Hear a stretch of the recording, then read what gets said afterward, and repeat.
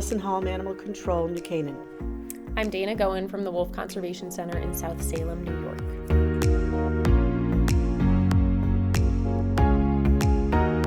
So the natural landscapes where we might see coyotes most often would be a lot of our green spaces. That would be our forests. They really tend to prefer open fields, and of course our parks. They will frequent those areas as well.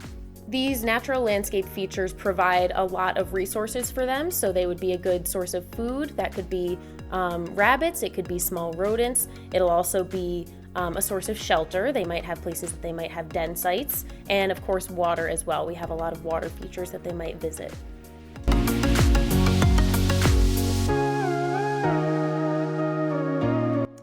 Our community is changing the landscape almost on a daily basis, and that is affecting the behavior of our wildlife.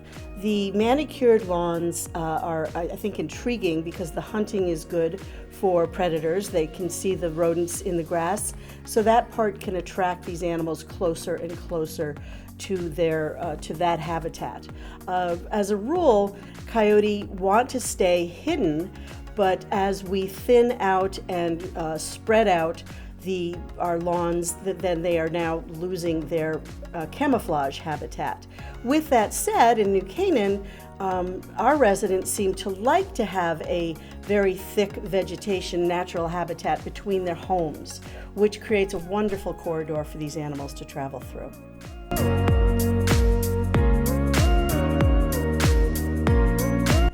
Coexisting with coyotes is the definition to me is that we all need to live here together. And the more we educate ourselves about who our neighbors are, the wildlife specifically, the safer we're all going to live together.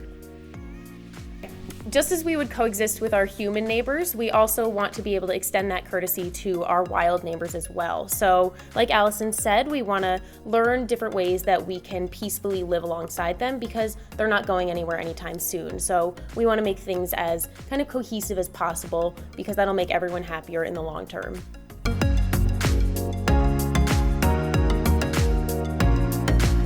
I think the most important thing our residents can do is to educate themselves on the behavior of coyote.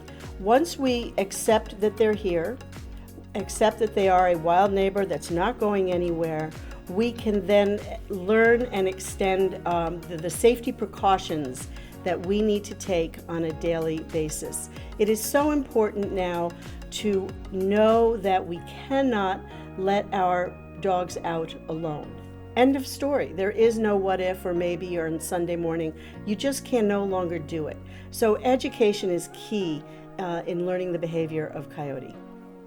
And we can use a lot of tools, so that can be educational tools, all the information that we'll be learning about coyotes, and we can use physical tools such as Allyson's hazing kits here, which you can easily make at home, and that can include just a soda can filled with pennies or beans, which when you shake it, it is a very unpleasant noise, and that will drive a coyote or other wild animals away from that area.